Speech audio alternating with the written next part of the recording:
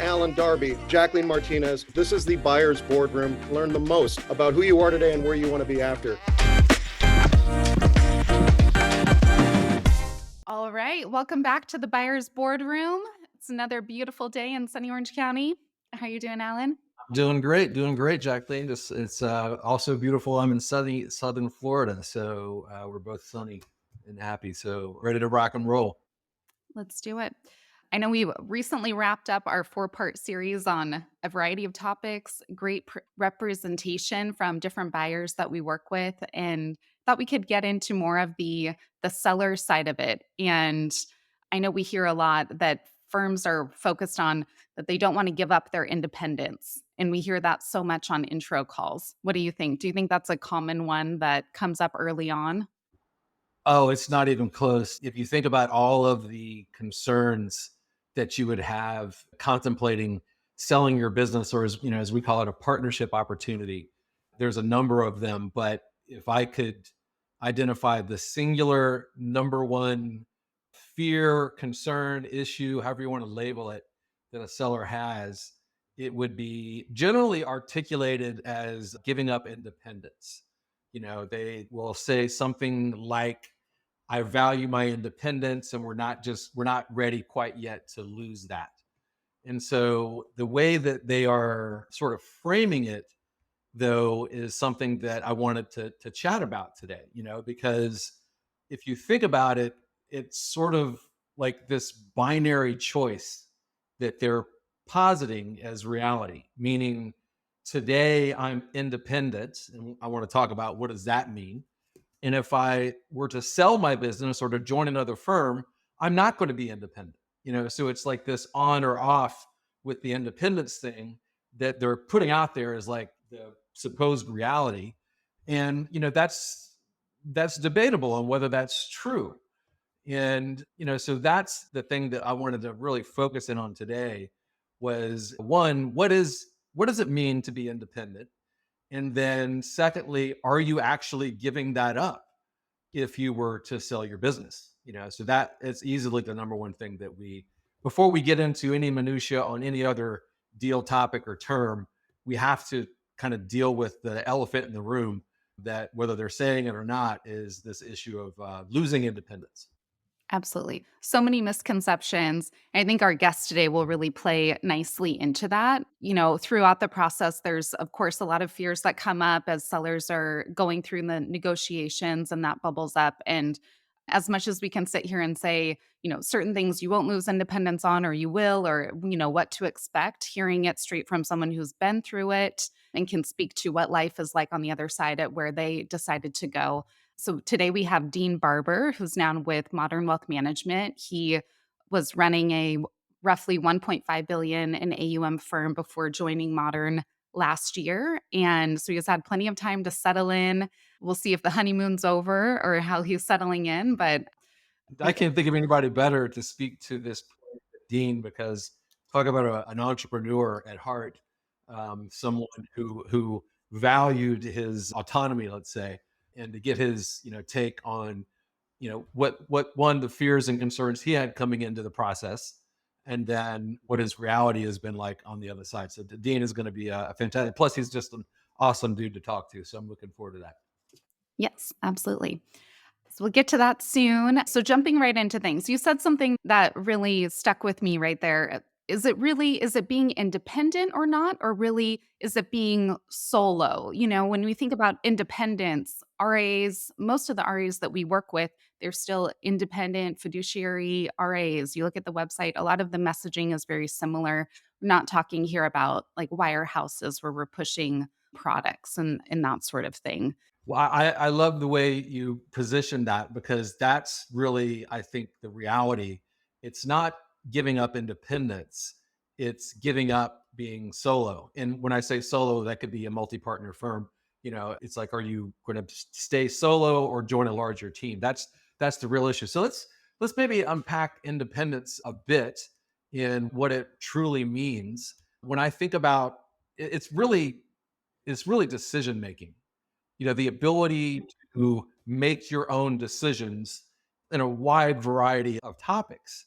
And That's the way we try to frame it in Alaris is, okay, you're telling me you don't want to give up control, you don't want to lose independence. Well, let's really settle in on like what are the areas that you're concerned about, you know? And we kind of break it into 6 areas of decision making. So there would be strategic decision making, which would be like the big picture stuff, like how are we going to market with our client value proposition? What markets are we going to be in? How do we price ourselves? You know, all that kind of stuff. That's strategic decision making. Then there would be financial decision making, basically managing the P&L, what goes in it, what doesn't go in it, how we pay ourselves, that kind of stuff. Then it would be staffing decisions. So what hiring and firing roles and responsibilities within the firm, managing the team. Next, it would be your client experience, which is making financial planning and investment recommendations to your clients. Then it would be your calendar, like coming and going, taking vacations, things like that. And then finally, what your growth profile is, like how much effort, energy do you want to put into actually growing your business versus playing golf or going, you know, taking trips with your family, that kind of thing. So there's 6 areas of decision making, I think, that in aggregate kind of form the control issue or what they're framing as independence. And the interesting thing is, I want everyone to listen to this. Every buyer that we work with or we know in the industry are independent wealth management firms. Like you said it a moment ago, we're not talking about wirehouses, we're not talking about banks, where it truly is more of a, you know, the emphasis, let's say, sometimes tends to be on product. Here, all of the buyers that we work with, 60 plus, they're independent RIAs. If you go to their website, it reads very closely in many ways to the sellers, you know, how they position themselves: fiduciary, objective, client's best interest at heart, you know, all of these things. So that's first thing I want to start with is like, we're not talking about selling to something that is materially different in terms of how they position themselves to clients. So they're all independent wealth management firms. They just happen to be bigger, right? And so start with that. But then it's, what do you really, when you say you don't want to lose independence or control, you're really saying, as we define it, you don't want to lose decision making capabilities. What is truly important to you? Right. Like out of those 6, which ones really I would think it's about the calendar, you know, wanting as an entrepreneur, you have a lot of flexibility today, not wanting to give up your ability to take vacations when you want. That sort of does that come up a lot? That's sort of like they don't really they often don't like come out right away and say like, I don't want someone to tell me how many hours I have to work each week and when to prevent myself from going on vacation. They usually don't say it, but it's in the back of their mind. It's like they come and go as they please. Interestingly enough, these are entrepreneurs, right? No one had to teach them how to get up and go to work. They know how to work. They have very strong work ethics. What they just don't want someone to come in and change that, like have to punch a clock or ask permission to go somewhere. So or take a trip or work remotely. You know, these things. So the calendar definitely is something that they're concerned about. And ironically, that's probably the easiest thing to check. You can attest to this, the buyers that we work with, the last thing they want to do is rein these people in by micromanaging their calendar. You know, no one has to ask permission to take any time off.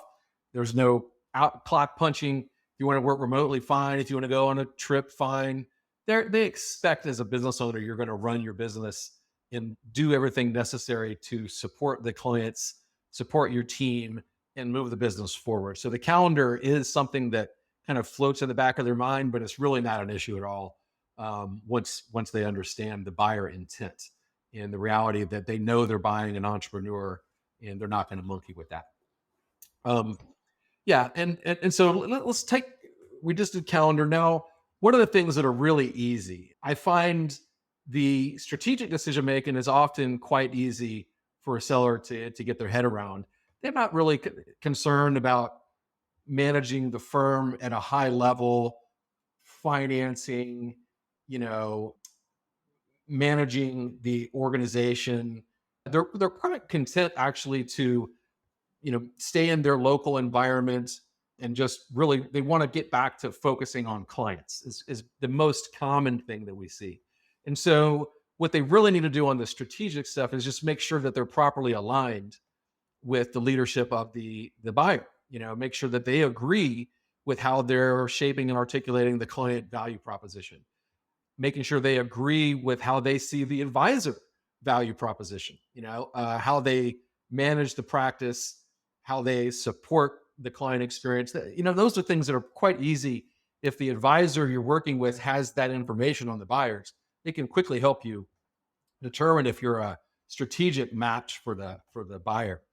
Financial decision making is also something that we see is quite easy for them to divest. That I find very few people that like have to maintain the P&L. Like I got to control HR. Yeah, it's just not it's not reality. And so giving up the P&L, bill pay, payroll, all of that stuff, the operate compliance, all of those things they could care less about ever managing again.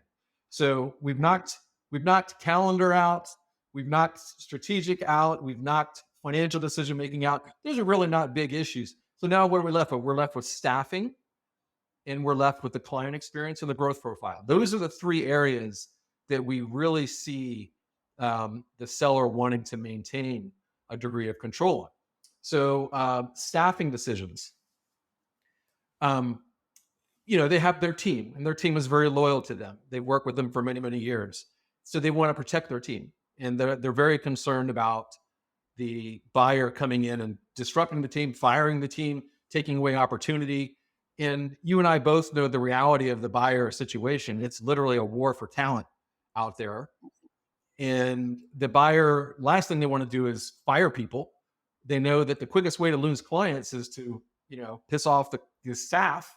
And so they're actually more concerned about losing staff that support the client service model than getting rid of them. And so, that's off the table. But moreover, we find that the buyer can actually expand the opportunity for the team in most cases.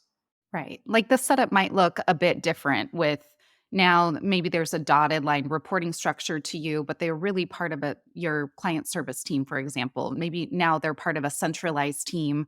But what comes along with that? So you're losing a degree of control over how they work, but now that team is gaining being managed by someone who is a subject matter expert in that now they have a backup team. So when your team needs to go on vacation or out of the office for some reason, now there's a backup team to support as well so that your local office doesn't skip a beat. Yeah, and this is an area where I would think, and I would put myself in this camp, losing quote control, I'm doing air quotes on control, over your staff is actually in most cases a very positive thing for like everybody, including the team. Because most business owners, we kind of call them accidental entrepreneurs. They were really good advisors, and they attracted more and more clients, and their business grew and developed over time, and they just added team members. It wasn't like they were great at hiring people, great at managing people and process. They just they just grew. And so managing a team is actually not in their peak skill set. So having a partner, like to your point, your local client service representative or local operations manager, they may now work with a central group or a central person or persons that actually do that job every day, all day. And so if you can think about it, like now they can actually talk to someone who knows what the heck they're doing and can give them guidance and how to overcome problems, tackle tough issues without having to disrupt the local owner, the advisor. So I find that the staff actually enjoys having people in a central organization or around the country who can help them where the local owner often really can't. And so, it's a good thing, I think, for the staff. Certainly, their opportunities aren't going away; they're being expanded. They're not going to have their comp disbanded. What I find that if you look at post acquisition, where are the most common problems for sellers? This would probably be in the top three. Is like 2, 3, 4 years later, they want to hire somebody, and their new partner says, "Well, wait a minute. Let's use a central resource first, before we go hire another P&L expense locally, because you might not have the revenue to support that position fully, and that sometimes can be frustrating for the seller who's used to just hiring someone whenever they want to. But beyond that, decision making around the staff is really not an area at all that we see as a major bugaboo for sellers. So now we're left with the client experience and their growth profile. And these I do find are the areas that need to be really understood by the seller when evaluating potential partners. So the growth profile, let's start with that. That is simply, are you partnering with a firm whose post-acquisition growth expectations align with what you're prepared to do?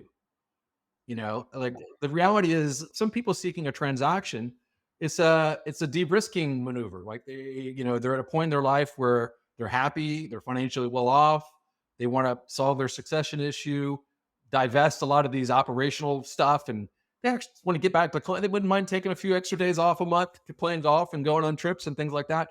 And so you want to make sure that your partner accommodates that, because a lot of buyers, they have very, I don't know anybody that has like growth mandates. No, never. Been through dozens and dozens of employment agreements. That just it doesn't come up to have a like either a goal, specific goal set or a penalty if you don't reach a target. Well, that was the word I was looking for, penalty. There's nothing punitive if you don't grow. They may have like incentives, for economic revenue sharing, earnouts, things like that are tied to growing. But if you don't hit them, there's nothing like punitive for you. But I would say that there are cultures of growth, wouldn't you? Like, there are definitely buyers who have a very strong expectation, let's say, not a requirement, but an expectation that everyone on the team is growing at a specific revenue or percentage every year. Doesn't mean you have to do it every year, but you got to go into that environment expecting that, okay, this is the reality. Now, as we've talked about in previous podcasts, it's not growth in your world, it's growth in their world. Again, where they've removed operational burden, they've surrounded you with resources and expertise, perhaps new services, they have organic growth that they bring to the table. So it's not you going from 40 hours a week to 80 hours a week.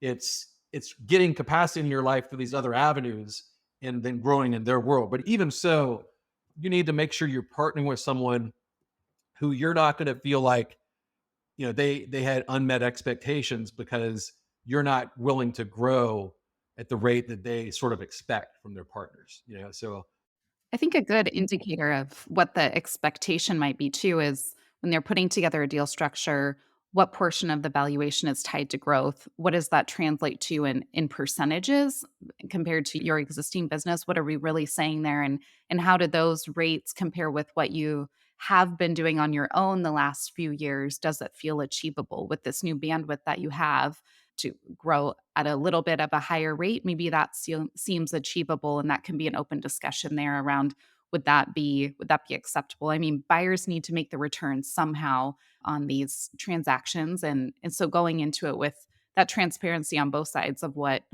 you think you can do, what the expectations are, minimizes, I think, those feelings after the fact of not living up to someone's expectation. 100%. And talking to partners who've gone before you, like get on the phone with partners who've sold their business and they're on the team, and ask them what life is like. You'll find they're quite honest and transparent about what they've experienced, and you just want to make sure that you align to that.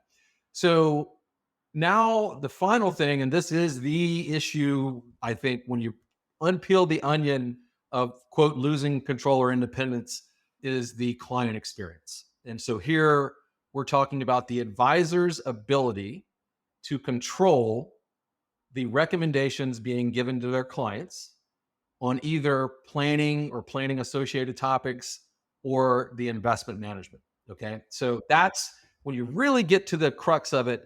It's their ability to control that, or their advisors on the team's ability to control those types of things. And so there is a spectrum of autonomy here amongst the buyer pool on these areas, and really specifically on the portfolio management side, the investment side. I find that most every buyer, even though they may have like a process that they want you to adopt in terms of how you articulate the value proposition to clients, steps that you bring a client through as they're onboarding and you're delivering the service, they may have a tighter defined way of doing that they want you to adopt, but that's not the recommendations per se, right? That they're going to, even if they have a central team that you can leverage to do data entry into planning and iterate on plans, things like that, they're always going to leave the ultimate decision to what gets recommended to their clients to you as the lead advisor. They're not they're not trying to disintermediate that. They may give you some opinions on things that you might want to recommend or ideas you might have. That's all very positive.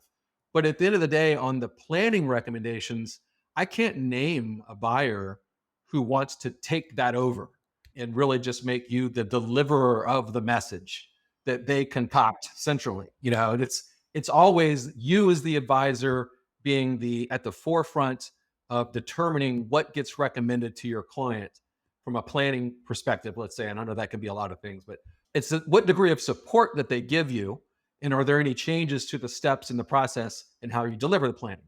So I really, in the client experience bucket of losing independence, I don't find that the planning aspect to be so problematic. It's really the investment piece. And that's where I think a lot of time should be spent vetting the buyers such that you conclude that you're aligned philosophically, let's say, or at least they're not anti philosophically to how you see the world in terms of managing money. And we know you know as well as I do, there's so many different opinions and approaches on the best way to manage a client's money. It's all over the board. So you want to at least have a buyer who's, let's say, somewhat or highly aligned with your thinking, your general thinking. But then secondly, it's who is actually managing the money. And this is really where the autonomy spectrum gets very interesting, because there are buyers out there who, let's say you aligned philosophically to them, but you still wanted to manage the models or whatever you're doing. You wanted to choose the securities that are going into your strategy, the products that you're using, the allocations, all of that. You still wanted to do that. Well, there are some buyers who won't permit that. They want to centralize all investment management. They have a platform, a menu of a bunch of strategies and stuff. Let's say they align to your general philosophy, but they're going to say, okay, Jacqueline, you've been managing your money philosophically, and you've been implementing it through these models and these ways. We want you now to centralize that to our team. Okay. And it's not an immediate thing. They're not going to blow out our positions and create adverse tax consequences, things like that. But they're basically saying, if you're going to be happy in XYZ wealth management, we align philosophically, but we're going to have to take over the management and implementations of the portfolios. Okay. So that's like on one end of the spectrum where your loss of control is not on the philosophy. You actually get to choose the menu items so long as they're, quote, on platform. But once you've made those decisions, their central team is going to be the one making the individual underlying security choices, trading the portfolios, things like that. Okay. So that's probably like the max loss of autonomy and control, is buyers who say we have to centralize investment management. On the other end of the spectrum are buyers who they're quite like open architecture. They will take the position that we're not going, if you want to manage money the way you're managing, we're perfectly fine to let you doing that. If you want to actually build the models, trade the models, things like that, that's fine. Maybe with the exception of trading, they might want to centralize that just for risk management. But by and large, if you want to be the portfolio manager, you can still be the portfolio manager. So two ends of the autonomy spectrum on investment management. And then there's everyone in between. Like there are buyers who are like, they will strongly encourage you to adopt their menu, their platform options. There are firms that will, evaluate what you're doing. If you want to retain a little bit of it, you can, but they want you to adopt their stuff and gradually over time work more and more that way. So that's really, it's the investment piece on all this autonomy stuff. As we've unpacked those 6 major areas of decision making, boil it down. It's the investment management is usually the singular most important aspect for the seller to really understand what they're going to be required to do. The good news is there's tons of buyers with we can match you with someone who checks all of your boxes on all these autonomy things. You just gotta know the buyer data. Right, that makes sense. I mean, it's part of it is that openness to change for each of those 6 areas of decision making. How open are you to making changes in the way you work today to align with the buyer structure as you hear how their ideal way of working with them would be, and if that's something that you could give up control over or not. And then but then also understanding the trade-offs of it. Okay, I don't make every little decision about this anymore, and maybe I'm okay with that, and the trade-off is like we were saying for the staff, now there's a support team behind them, or now I have an entire team of CFAs that help execute very similar investment philosophy as I have employed with my clients for years and years, and that feels like a net positive to me, and kind of just thinking through that. Well, no, here's the thing that I would ask all the sellers to get to be really honest about this, because a lot of times when they throw up this loss of control or independence, as we've talked about, I think pretty articulately about, it's really not binary, and if you understand the decisions you're being asked to relinquish, the majority of them you'll probably be thrilled to get out of that decision making stuff. If you can narrow it down to the 2 or 3 key areas, which are again usually the calendar, the growth profile, and the client experience, and really unpacking all that, it's really the investment kind of philosophy and implementation. If you can find a partner that aligns to that, I think you can really dispense with. There's not an area of decision making that should be in conflict, assuming that the trade-offs, which you just mentioned, are sufficient. And we've seen it, close to 100 times now. Like it is sufficient. Like the vast majority of the transactions that we deal with are thrilled post acquisition. Multiple, not that it's perfect, it's not a panacea, but they would do it again, is my point. So the thing that you have to ask yourself as a seller when you're really throwing up this issue of loss of control is it really losing decision making, or is it ego? That's, you can only answer that for yourself. We've seen it many times where the seller, regardless of what area of decision making they pose, and they're given really good answers, sufficient that that's shouldn't be a concern, demonstrated by multiple transactions that have gone before them and partners that are telling them, no, that's not the way it is. This is the way it is. But even in the face, and they'll move off of that one onto the next area of control that they don't want to give up. And then when we solve that problem, they go to the next one. And it's a never ending thing. And you get to the bottom of it, it's all about their ego. They are the ones that they feel like their self-worth is tied up in all of these. Needing to be needed for every aspect of it. That's a pride issue. And maybe if you're just blunt about it, and you have to ask yourself, if all of these things are true, all of the benefits in partnership for not just you, but for your team and your clients, if it is your ego getting in the way of that, I mean, are you doing what's in the best interest of your team and your clients? Like, not, I'm not saying that transacting is in everybody's best interest, but if you're at a point where you're considering it, just make sure that you're not smuggling in ego, presenting it as your moral position of not losing control or independence. That's all I'm saying there. So, but only you can answer that question, as an individual. That's true. Well, that'll be a good one to unpack with Dean next. I'll leave you guys to it, and we'll see you after.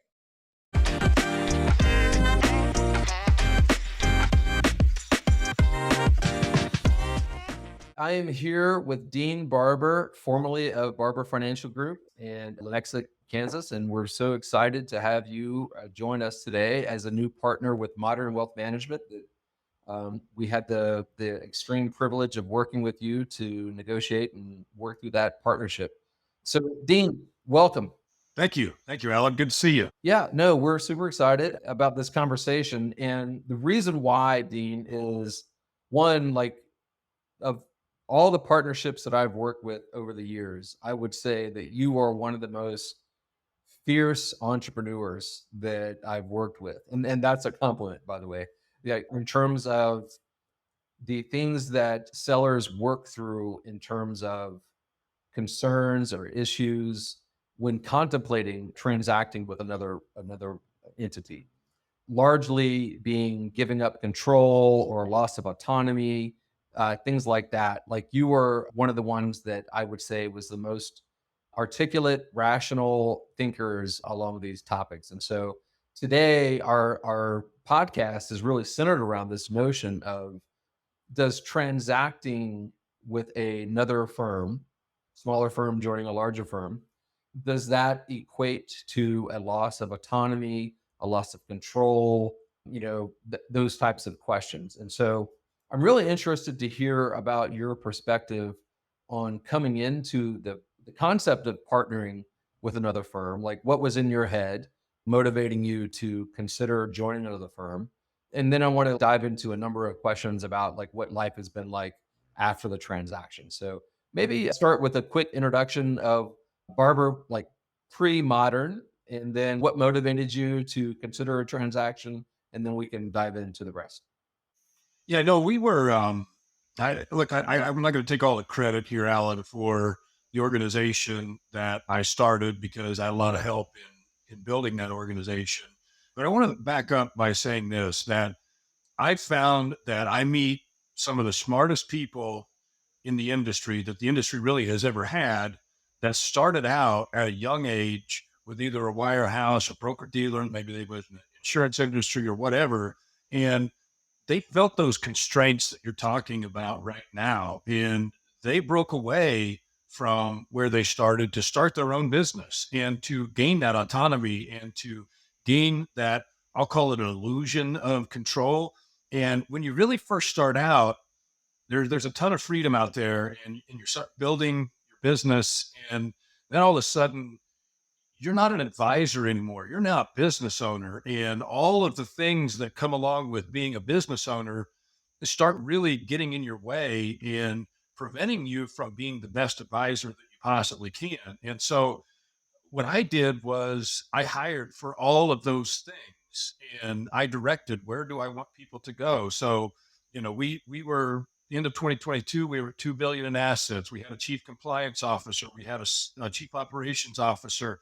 We had a chief of staff. We were staffed up to a point where I was really able to take a step back. And if I was gone for a month or gone for 2 months or whatever the case might be, we didn't miss a beat, because everybody knew what their role was. Everybody knew what their responsibility was. And, as we transitioned to modern wealth, and by the way, I really wasn't thinking about selling. I was kind of saying, I'm 58 years old. I should start thinking about what's the next strategy look like. Somebody said you need to talk to Alan Darby. So of course I did. And, I was a little slow. It took me a while to really figure out that you guys that are at Alaris Acquisitions really know what you're doing, and you've got the relationships. And, you know, the one that happened with Modern Wealth just happened to be really what I would call the perfect fit for me. A group of individuals who had built a large RIA before and sold it and wanted to do it all over again. And so they approached me to be the platform for a national build out. And so I thought that would be really nice. And, obviously I was concerned, is there going to be a loss of autonomy when it comes to investment decisions? Is there going to be a loss of opportunity or autonomy when it comes to my schedule? And so we had a lot of those discussions early on. And, what I really learned is that somebody that's buying you, they're buying you because of who you are and what you're doing, not buying you because they want you to change what you're doing. Because at the end of the day, the value of the business is the relationship with the clients. And who has that relationship? It's the advisor and their team. And so the last thing you want to have is any disruption in the way that that advisor and that team have been communicating and taking care of that client base. Yeah. Well, I think, Dean, that's a great point that you made, that so many firms coming into this process, they have a misunderstanding about, what the intent of the buyer is in most cases. And we won't speak for every buyer here, but in the majority of acquisitions, it is a talent acquisition. They are seeking to partner with firms like Barber Financial before, who have demonstrated an expertise in a variety of areas, and may have encountered along the way as you said, as you got into the business to be a great advisor, and then you ended up doing all of these things that you probably didn't foresee: compliance, technology, people management, accounting, all of these functions that firms find themselves spending an inordinate amount of time on, becoming like an accidental entrepreneur, so to speak, and takes away from what they really was their first love, which was serving clients. Right. But you've succeeded, and the buyer is seeing talent there, and the last thing that they want to do is cut the legs underneath someone who's obviously got skills, abilities, things that they've succeeded in building a multi-million-dollar practice, and turn them into a robotic like employee who is now doing their bidding. That's the opposite of what they want. And so that's something that I'm glad you said it the way you did, because that's exactly what buyers don't want. They're seeking the entrepreneurs that they can back.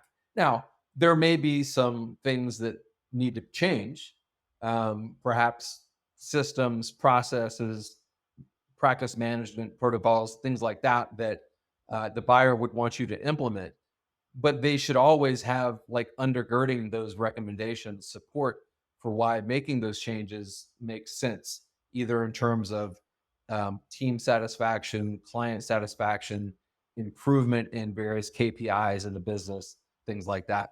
But by and large, they're acquiring entrepreneurs, and they know that. And the last thing they want to do is take away that entrepreneurial spirit. So to that point, I touched on a couple of things. Like, when you peel the onion of autonomy, because this is like the number one thing that sellers kind of grapple with, is giving up autonomy. But when I find you really try to pierce the veil of what do you mean by giving up autonomy? What are the things that you're worried about losing control over? There's six major areas. There's strategic decision making, which would be like, the big picture narrative, how we're shaping our value proposition to clients, what markets we're in, how we're capitalizing ourselves, those types of things. Financial decision making, which is control of the P&L. Staffing decisions. Then there would be client experience, which would be your portfolio recommendations, your planning recommendations, your growth profile, and then your calendar. When you start really unpacking all of those things, the two things that stand out to me is like really important for entrepreneurs are their calendar and their client experience. They really don't care so much about giving up control over the P&L. That's like operational baggage. They really don't care so much about strategic decision making, because when you're partnering with an acquirer, you can meet with them and determine, are you aligned with their strategic view. They really don't care so much about the growth profile, because most people want to grow. It's really like, okay, I'm an entrepreneur. I don't want someone telling me when to show up to work. If I want to take a vacation, if I want to work remotely, that's a big deal. And then I don't want someone telling me what to recommend to my clients. So let's talk about the calendar first. You mentioned that briefly, but all right, you're now on the other side of an acquisition. Modern Wealth has acquired Barber Financial. You're a platform acquisition for them.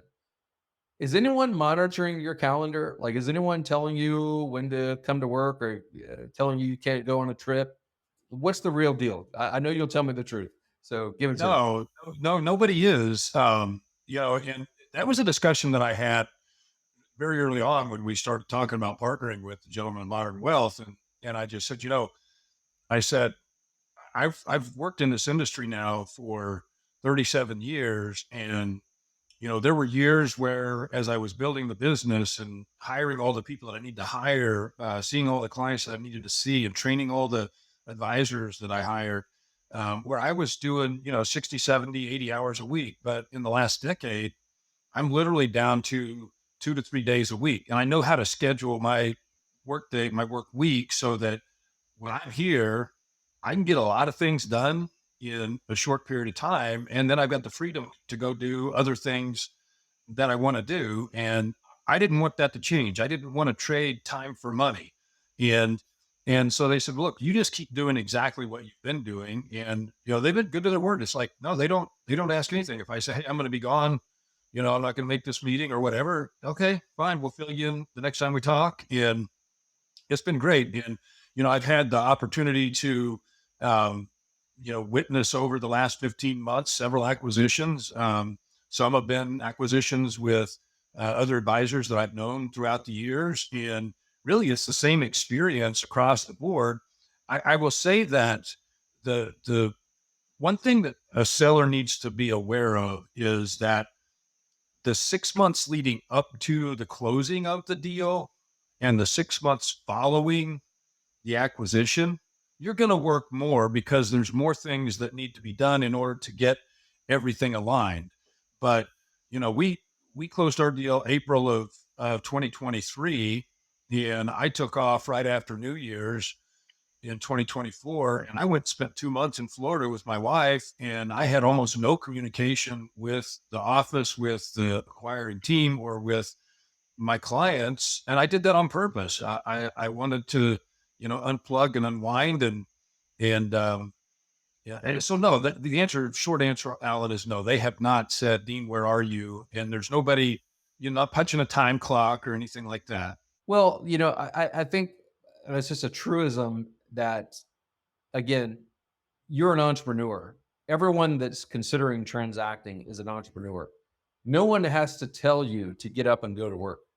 That's just something you do innately.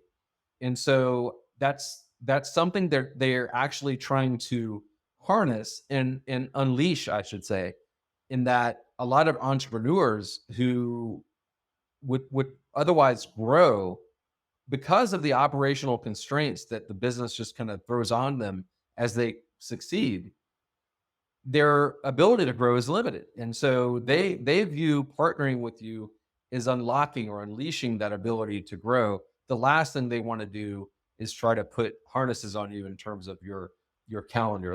That's sort of petty and not something that someone should really think about. Okay. Let me add something to that, because when you look at that seller and all of the responsibilities that they have of running that company, that seller needs to ask themselves the question, what is it that they really want to do every single day? Do they want to worry about people problems? Do they want to worry about compliance problems? Do they want to worry about P&O problems? Or do they want to just spend the time working with the people that they, know and care about, and want to make sure that those people are well taken care of, and make sure that they've got someone else within that organization that's going to be able to transition that relationship so that when you're no longer there, what you've tried to do over your entire life has continuity and can flow through. And if all you had to do every day was just nurture and continue to take care of those relationships, you could work about half the time that you're working now, because you don't have to worry about all the other stuff. Right. Amen. No, that's exactly right. It's, there's all sorts of consulting companies out there that tell us if you would just focus on your unique ability, which you're really good at, and get rid of everything else, how much could you grow, or how much time would you have to devote to other areas of interest in your life? And that's exactly what you're saying there. So, spot on. Okay. So now that's probably number one. And people don't really talk about, I don't want someone telling me what to do so much. I really find the client experience to be the focal point of advisors. And what I mean is that they have shaped their value proposition to their clients, and rightly so, in that we are going to provide you the best advice, recommendations that we can. And the last thing that we want to do is partner with a firm who's going to somewhat, impede our ability to do so by asking us to recommend things that are not in your best interest, products, strategies, things like that, that otherwise wouldn't agree with our fiduciary recommendations. So what has been your experience in terms of modern wealth, their impact to what gets recommended or suggested to clients in terms of investments or planning? Yeah. So let's just back up again to this whole idea of you can actually have the time to do the research, to really build the best portfolio and understand all of the offerings that are out there today and have great client relationships and do good financial planning and be a good manager and be a good trainer, that thought process just really not realistic. And when you join a real firm that has a real research department, that has a lineup of well vetted and well thought out investment choices, they're not going to tell you what investment you should use, but they're going to give you a menu of things that are well vetted, that there's going to be additional things that you're going to see and things that you're going to be able to offer that you weren't able to offer before because you didn't have time to go and do all the research and all the due diligence to uncover all of the opportunities that are out there. So I wasn't aware of that early on, Alan, and that was something that was kind of unnerving to me. Is I know my clients' portfolios, I know what I've built, I know what it is, I know why it's there.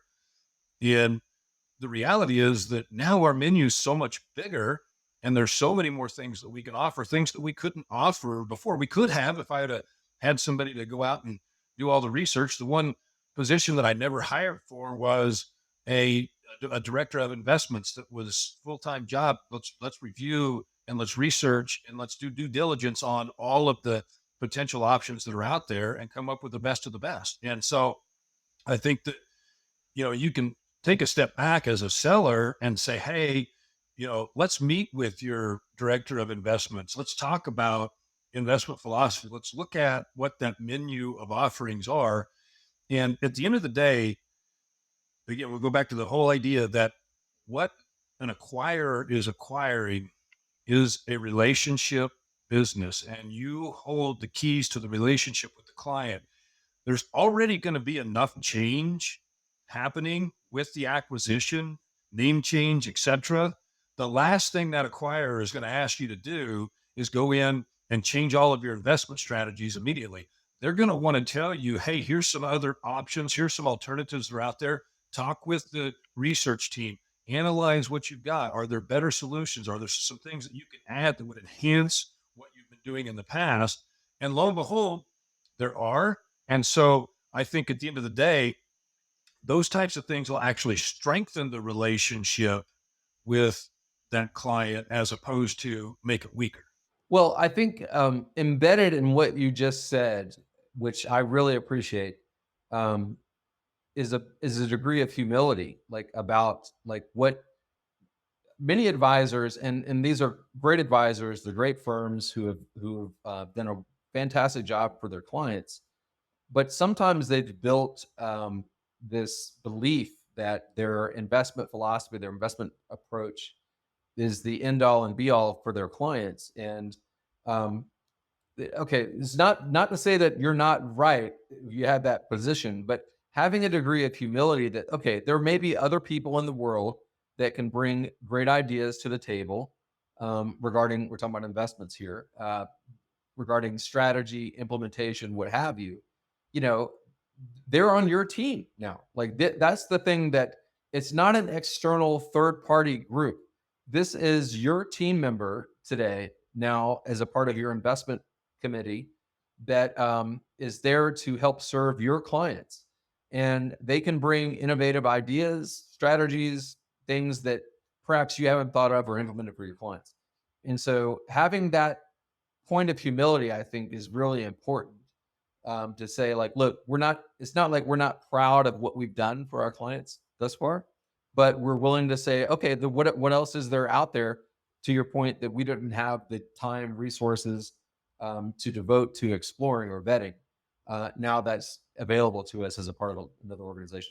But the key punchline is, regardless of whatever the expansion of services, investment strategies, philosophies there are, you're still the point person for making the decision on what gets recommended to your clients. Is that correct? Oh, 100%. And you talk about that, and I'm sitting over here grinning to myself because back in 2005, I got my much smaller team together at that time, and we went through Jim Collins' book, Good to Great. And anybody that's read Jim Collins' book knows that he's got the hedgehog concept in his book, right? Which is to answer three things.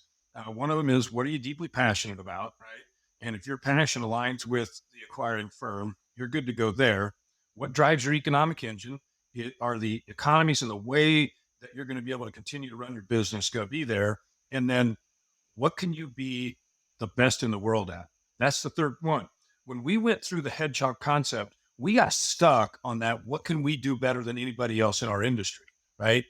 Because the truth is that you can't say that you have a better investment program than somebody else, because our industry has been commoditized to a point where literally every RIA has the same options that they can go get, right? There's not a secret sauce anymore. This isn't like when E.F. Hutton talks, people listen kind of a scenario. And, people that have been around for a long time, they'll know what I'm talking about there. And so I think the realization that the investment part of what we do has been commoditized. And the biggest reason why people hire you are because you are honest and you deeply care about them, and you do your very best to allow them to go and enjoy their life and not have to worry about their money. And if you can increase your lineup of opportunities and you can deepen your research bench at the same time, the last thing that you should be worrying about is autonomy on the investment scale, because it indeed has been commoditized. Yeah, very well put. I love the hedgehog concept there, and like what can you truly do that makes you stand out or be a differentiator, let's say. And yeah, a lot of firms have built, and like it's not to fault them. It's just kind of how we grew up in the industry. That there was one point in our industry, his industry's history, where investment acumen, that was sort of the focal point, and it's sort of migrated, I think rightfully so, towards our ability to give guidance and planning recommendations. The investments obviously an important part of that, but it's not the shouldn't be the focal point. And so Well, and Alan, I think a lot of people in our industry, if they really have built a really good business, they probably outsourced a lot of that investment management already, right? They're not the ones making the day-to-day decisions. They're not sitting in front of a Bloomberg terminal, doing investment research on individual equities. Now, there's a few out there, a handful of people that will do that, but the vast majority have said, I don't have time to do that. I need to build my relationship with my clients, so I'm going to outsource this. Well, what's that outsource costing? Does the firm that's acquiring you have an alternative that looks the same or similar, maybe even a little better at a lower cost? That can benefit your client as well. right, and one that you're not having to manage as the client facing advisor, giving you time to focus on the relationship. Okay. Well, last question, Dean. How has your team handled this? Like, it's a major concern often for advisors who have a team loyal to them, been working with you for many, many years, and you decided to sell the business, and now you're on the other side of it. And usually, the team, in my experience, their initial reaction is a bit of fear, because of the unknown. They're concerned about their job being safe, their compensation being altered, or their opportunities being reduced. What just give me plain, like what has been your experience of your team, how they've reacted, how they come through the transition. So first of all, the things that you mentioned, I heard them all, right? Is my job going to be safe? What are the opportunities in front of me now? Um, you know, what's going to happen? And at the time, the acquisition, Alan, we were, I think, 53 or 54 employees over three different states, and everybody was worried about that. But what's happened is that we've had people actually have like, okay, I was doing this role, but now there's an opportunity at a corporate level, at a higher compensation level with more opportunity. And so they've morphed themselves into a part of the larger growth engine of the organization. And, at the end of the day, the advisors are always going to need to be there. The client service people are always going to need to be there. The people prepping the financial plan are always going to need to be there. If you got somebody on your team that is a CFA, a research analyst, or whatever, maybe there's room on the investment management team for that individual to be there to help out, because the firms that are acquiring are not acquiring to remain stagnant. They're acquiring to grow. And not only are they looking for the talent that the owner has, but they're also looking at the talent of the underlying employees within that organization and what's there within that company that we're buying that we can actually, use to grow at an even faster rate. Somebody that's already embedded and invested.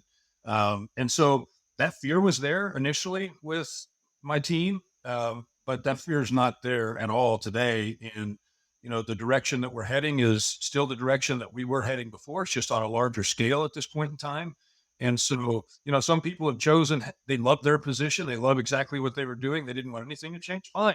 Nothing has to change because your job is necessary to, do the two things that our industry has to do. Our industry is very, very simple.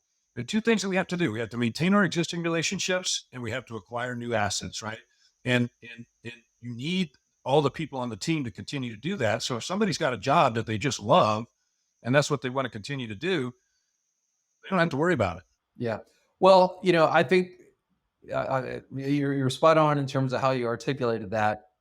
The initial fear and concern typically is quickly overcome by the reality that it's actually the inverse. It's like if you seek career expansion and opportunity, not that you have to, but if you do seek that, it's actually increased as a result of the partnership.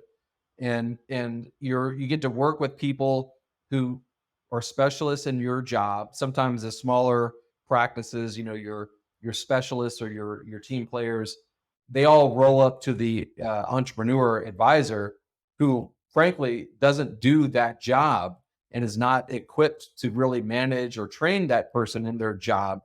They would be better served to work with someone who actually does have experience in that, and that is open with a larger partner. So it's the inverse when they get over that hump of fear, which is a totally normal reaction to the thought of being acquired, that they realize that, okay, our job's not going away, our comp isn't being altered, and in fact, there's an expansion of opportunity if we seek it.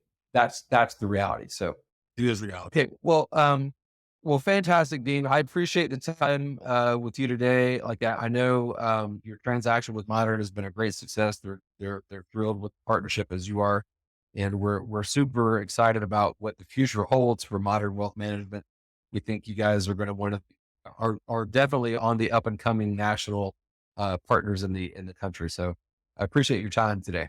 Yeah, absolutely. My pleasure. Anytime, Alan. Okay, that was a great interview with Dean. It Yeah, was awesome. he's Yeah. awesome. I love Dean. Going through the process with him was one, it was super fun because he's just a Yeah. cool guy to go to know and talk with. He's an excellent advisor. Built a hell of a business and is doing great at Modern. They're thrilled with it. Yeah. Yeah. It's really rewarding to see him happy a year after the fact. Well, I've got a little mailbag, boardroom at alarisacquisitions.com.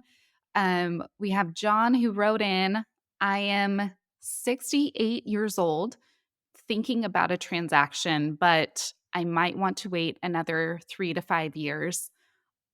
He's looking for our advice on the timing to do a transaction, knowing that his retirement timeline isn't immediate. He's 68. 68. Yeah. Okay. Well, all right. So that's actually a really good question. I'll try to be short. So in general, I would say the time to start exploring a transaction is 2 to 3 years before you think you're ready. Okay. Now that's a subjective thing to know when you're ready, but I think you need to start getting prepared because there are likely things that you want to address in your business, corrections, let's say, of areas of deficiency or weakness that if you take some time just to correct them, it will make you much more attractive to the buyers. So 2 to 3 years away, I think, is the proper time to start exploring. However, there's a bigger issue with this person because they're 68 years old. So, on average, I would say our average age of a seller is probably early 50s, Yeah. I 50 to would say. 51, 52, something like that. Yeah. And so I think like the optimal time from an pure age perspective is around 55, somewhere between 50 and 55. if you start waiting to you're 60 or older, you're now opening up, let's say, skepticism from a buyer in terms of risk associated with your business. Because, like, from a client perspective, most clients are probably 5 to 10 years older on average, I would think, than their advisor. So if you're 68, my guess is your clients are probably 70 plus on average. Right. Distribution mode, most likely. So that client base, if you're not really well connected to the next gen, it could really be a distraction in the process as they're understanding your client base. Absolutely. And you hit it on the head. If you do have an aged client base, the way you can overcome that is to establish to the buyer that you do have relationships with their kids, grandkids, things like that. Okay, so this person, that's a risk. Uh, Obviously, when you're older, your mortality is closer, right? And so there's a succession risk embedded into you as an individual. So if you're waiting to your 68, I hope you have Gen 2 in place already, because a buyer is likely at that age going to impair the valuation, or at a minimum, structure it such that a lot of the valuation consideration is in a retention based structure, paid out over time. In other words, to protect them from overpaying and potentially have the business evaporate if something get hit by the bus or whatever. So, my advice to this person is now. He or she should be, or John, I think is his name, says he. They should be looking at a transaction. They should have been started over almost 10 years ago. So I would say he needs to get busy. I hope he has Gen 2 in place. Otherwise, just expect the buyer to want to put some risk mitigation around doing a deal with him at that age. Yeah. But great That'd question. be a reasonable way to deal with it. Well, perfect. Well, great episode. Thanks again to Dean Barber at Modern Wealth Management. And we'll see you guys next time. Awesome. Thanks, All Jacqueline. right.